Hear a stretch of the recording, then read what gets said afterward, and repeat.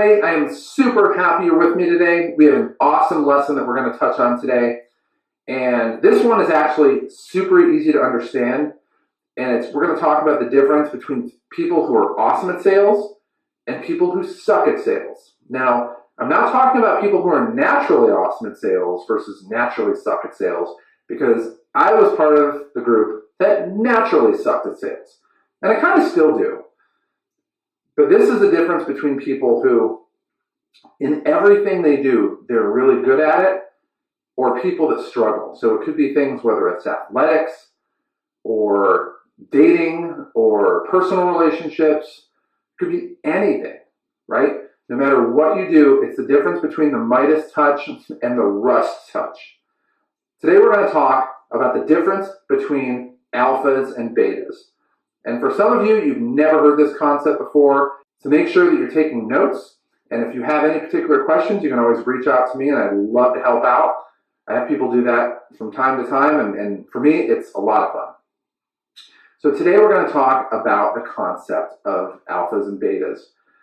Now, what is an alpha and a beta? Outside of like a fraternity, and I was never in a fraternity, so you're going to have to go ask somebody else about that. Well, the difference between an alpha and a beta is it comes down to interpersonal communication. When two people end up talking to each other and they do not agree, or they come from different backgrounds or different levels of expertise, of confidence, anytime there's a difference in any type of social interaction, in that conversation, one person in there is going to be the alpha and one person is going to be the beta.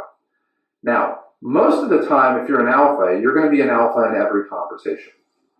And if you're a beta, you're going to be a beta in every conversation. But it's possible that if you're an alpha and you meet somebody who is a bigger alpha than you, that you become the beta. And the same thing. You could be a beta in 99% of the conversations, but you meet the right person and you become an alpha in that situation. So an example of that. So let's say you have somebody that is a professional basketball player, right? They're better than 99.999% of the people out there. They get treated like gold. And, they walk into a restaurant, they get seated at the best table, they get comped on drinks, any number of things, they get treated really well. And so let's say they're sitting in this really nice restaurant in South Beach, Miami, and they're on top of the world, and they hear this bustle in the background, and they don't know what it is, and they finally turn around, and what do they see? They turn around, and it's LeBron James or Michael Jordan. Well, quickly, they go up to introduce themselves, and they're no longer the bulletproof king of that restaurant. They're going up there asking for autographs. And that person who was previously the strongest alpha, probably in the zip code, becomes a very clear-cut beta. Because they immediately, as we talked about in a prior lesson, fell into the other person's frame. They let that person have a point of dominance in their life and how they view the world. Whereas you might have somebody else who's a total beta in a million different ways. And you look at somebody like a Bill Gates or a Mark Zuckerberg, they were totally introverted nerds. And I guarantee you, I wasn't there obviously, but I guarantee you, if you have this really attractive girl come up to talk to them, they're going to completely turtle out, right? But if they're in a situation where they're in their element and they're the top dog, and Mark Zuckerberg walks into Facebook or Bill Gates walks into Microsoft or really any place like that, they're the alpha and they get treated like the alpha and they're going to respond like the alpha. So the good news as we go into this is if you're saying to yourself, well, Matt, I'm definitely a beta. That's fine. I was a beta, but you can change it. And it's really, really simple. Now, the main difference between an alpha and a beta, really the thing that drives them is a sense of scarcity. That's it. There's nothing else involved. It's not where you're from. It's not how much money you have. It's not your ethnicity, your gender. Any socioeconomic factor has nothing to do with that. It's purely dictated by a sense of scarcity. If you think that that interaction is going to make you lose money, face, confidence, or anything like that, you're going to become a beta like that. Whereas on the other hand, if you know that there's nothing to lose and you're in a situation where you can only gain, then immediately you're going to be in an alpha situation. And for me, my example of this is really simple. I started out playing baseball for the longest time. I think started when I was like 3. I mean, really, really young. And I wasn't always that great. I mean, I could throw pretty hard, but for the longest time, if I was on a team, I wasn't anywhere near the best player. And so I get up there and I'm pitching on the mound, and you throw a ball to a guy with a bat, and you're always concerned that this guy's going to hit a home run and make you look bad, and your team's going to be like, you lost the game. And well, that happened a lot. So you get up there and you're definitely focused more on what you're going to lose. Man, I don't want to lose this game. I hope we win today. I hope I don't lose the game for my team. Right around the same time, I was actually in a master's program, and I was learning about this concept called skill efficacy. And I had never heard it before, and I'm guessing most of you haven't either, which is totally fine. And if you have, you're farther ahead than I was. And what it means is if you believe that you can do something, you might. There's a chance you might do it. Whereas if you absolutely know without a shadow of a doubt, you absolutely know it as much as if you jump up, you're going to come down, that you're going to do something, you will.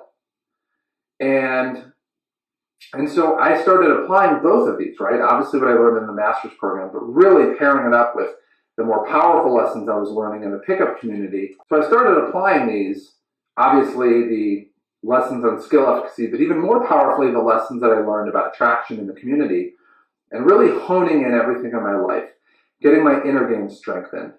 And now, instead of going up there hoping that I didn't lose the game and being worried that I was going to be the reason that we lost the game, I started dominating. And I didn't throw any harder. It wasn't anything like that. I didn't wake up with a major league arm. But it got to a point where I knew I was going to get up there and win. And over the course of time, I had an 18-month winning streak, which means from March of one year to September of the following year, I didn't lose a game. I mean, we went up there and we just ran the table. And it was awesome. And so I wasn't thinking anymore, oh, I hope I lose the game. I'm thinking, I'm going to get every single one of these guys out. It's not a matter of how much, if we're going to win the game, it's how much you're going to win by. And it changed the game entirely. And so when I'm standing on the mound, I am an absolute alpha on the mound. Whereas, gosh, months earlier, I was a total beta.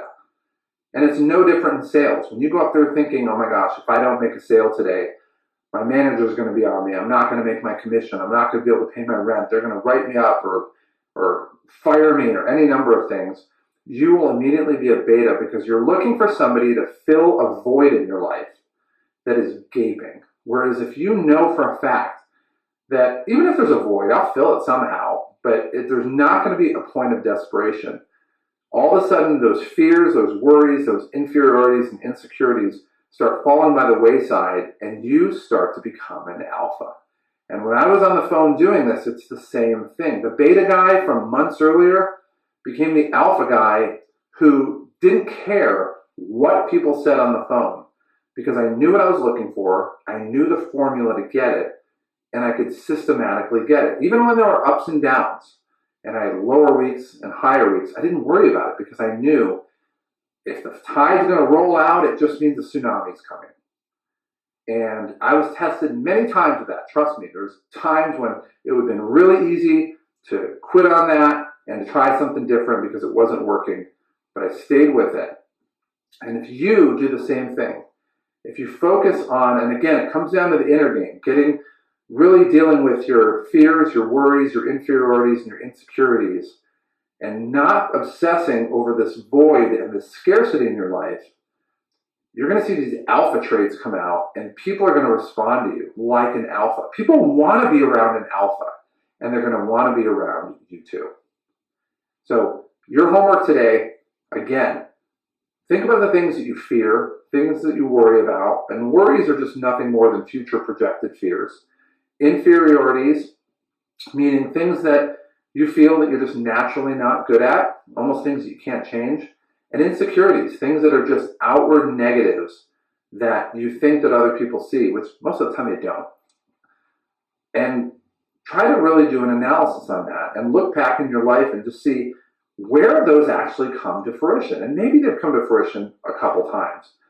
But I'm willing to bet that 95+% of the time, they were fake fears. They were fake problems.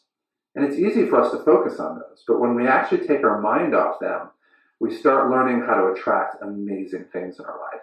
And that is what I want for you.